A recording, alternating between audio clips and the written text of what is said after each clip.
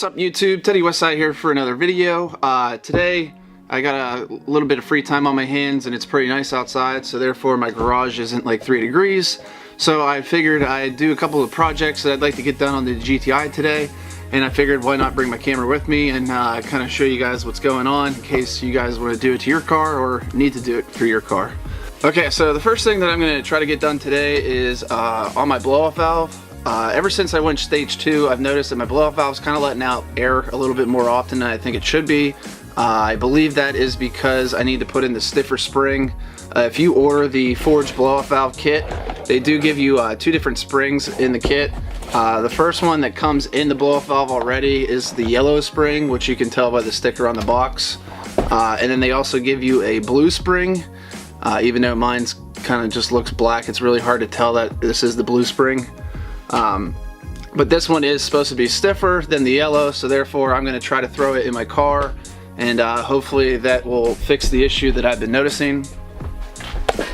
In order to do that, I'm going to try to clear myself some room by taking off this inlet pipe hose. All you need is hose clean pliers, and I believe it's a 7mm to take off the back one. I'm not going to bore you guys with that, so I'm going to do this real quick and join you guys when it's done. Boom. Okay, now that that's out, okay, here's the blow-off valve.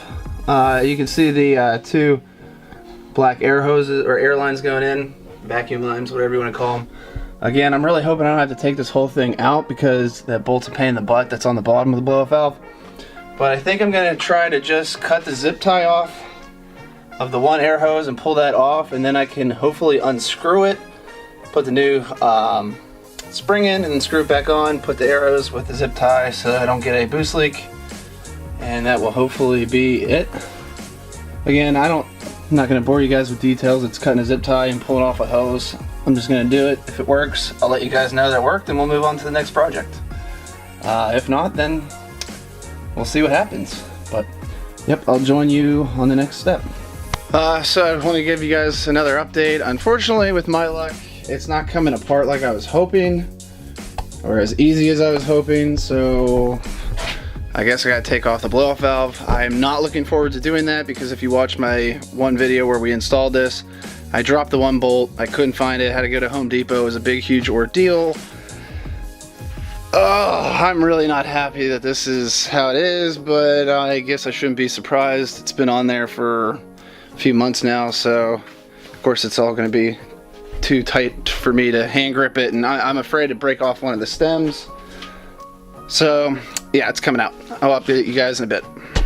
Finally, this is the bottom bolt of the blow-off valve. It's the hardest thing to get to. This is actually the one from Home Depot, so I think since I got this out, I'm actually going to put the OEM one that I found after the fact back in when I do it. Still have one more bolt, and then we can finally change the spring. I'm tired. Alright, so great success. I was able to get the blow-off valve out. This is the yellow spring that I was telling you about earlier.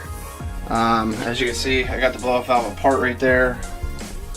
As I hope you can see. Yeah, the part there and there. So now I'm just going to grab, where did I put it? Just grab the other thingy. I don't think there's an up or a down, so I'm just gonna put it in there, screw on the top, reconnect the hose, you know, put the blow-off valve back on. If you need more steps on how to do that, you can watch my other video, which I'll try to link up in one of the corners. I know it's the top right when you're watching, but right now I don't know what it is. I hope it goes on a lot easier than it came off, so I'll check in with you guys in a minute. Okay, so the blow-off valve is done. As you can see, the car is put back together. I still have some time left, so the next thing I want to tackle is, if you guys have noticed, most of my logos are either black or white. The only one remaining on the car that I have yet to touch is this GTI logo in the grille. A friend of mine gave me some black vinyl, so my goal is to take the grille off, pop out the logo, and then try to wrap the GTI logo for the first time. Well, I'm going to try to wrap the GTI logo. This is my first time ever wrapping. It's very, very small letters with like curves and stuff, so I'm sure this isn't going to go very well. But you know, if you don't try, you don't succeed. So again, I'm going to take the grill off. I believe it's just this bolt right here. And this bolt right here, it's a Torx, probably a T25. And then I'm pretty sure you kind of just like pull up on it. And then once I get the grill out, I'll let you know if that is how you do it. And then we'll pop out the logo and try to wrap it. Yeah, so let's see. All right, want to give you guys another update. I was right. All you need to do is take off the 2 screws that were up here, one here and one here, and then you just pull the top out like this, and then you just pull up. Paul from Deutsche Auto Parts has a video. It's like 3 minutes long. If you really need to know, that's how I figured it out. I also popped out the GTI logo. As you can see here, this was scary as hell because I did not want to break it, and like everything else on this car, really, it's all like plastic, so very fragile. Right now I'm going to dry this up because it's wet from the rain. Maybe wipe it down with some alcohol and then try to wrap it. Again, I've never wrapped anything before in my entire life. I have no idea what I'm doing. I have no idea how this is going to turn out. I'm hoping that it turns out okay. I'm also hoping that if it turns out bad, I can take the wrap off and not get rid of this chrome. The good news is if I do screw it up, I have friends that can help me, and I will just make them help me. So yeah, I'm going to set you guys up and probably just do a time lapse kind of me trying to do this, and we'll see what happens. So let's get to it.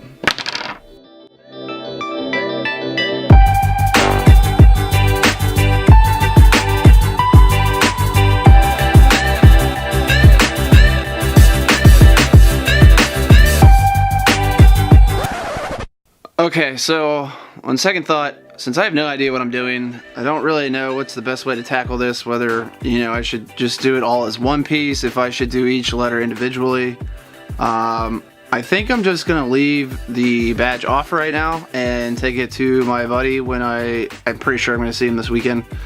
And then maybe have him kind of do it for me, or at least give me pointers on what he would do in my situation. I don't really want to plasti dip this or like auto dip or whatever.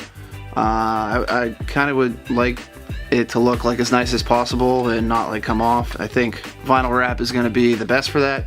I'd also like to do more vinyl wrap in the future, so that was another reason why I kind of wanted to go this route. But again, I don't think I'm going to do this myself, so that's going to be it for the projects today.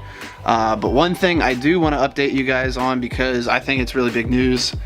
I finally got a clutch. If you hang out on my Instagram or follow me on Instagram, which will be right here, it's always in the descriptions of my videos. But if you do follow me on Instagram, you probably already saw a hint that I will be out getting you saw a hint that I'll be getting gas quite often this week. People think I was going on a trip, but it's to break in the clutch. So I'm doing that tomorrow. I'm hopefully going to go upstairs, edit this video, and get it out ASAP for you guys. So hopefully that's today, Monday. So again, tomorrow, Tuesday, the 20th, I'm getting my clutch put on. I cannot wait. I plan on meeting up with Russ from Medic Magic tomorrow. We're going to try to just cruise around as much as possible to break it in. You need like 500 to 600 of street miles, which is not highway. Which sucks because obviously highway you could just pick anywhere to go and go there and then come back, but since you got to do street driving, it's a little bit different. You gotta, I have no idea what we're gonna do. I think we're just gonna flip a coin when we get to a stoplight or something and let the road take us. I mean, we have GPS, we'll figure out how to get home. But yes, so I'm really looking forward to that. I will plan on doing some filming of everything going on. I'll let you guys know what clutch I got. Although if you've been on the channel or read any of my comments, you probably know which one I went with. But yeah, I'm really excited. Get those miles done, and then finally I will get to know what stage 2 feels like, since, I mean, my clutch started going after stage 1. But yes, so I'm going to put the grill back on, button up the car, make sure that the blow-off valve's not giving me any vacuum leaks. Which it shouldn't. I put everything back on the way it's supposed to go, but you know, who knows. Yeah, so that's going to be all for today's video. Make sure you guys like, subscribe, comment down below any questions. Comment down below what you think my clutch is going to be for tomorrow. Although again, if you're a loyal subscriber, you should know. But that's going to be all for me, guys. I hope you have a nice day, and I will catch you guys in the next video.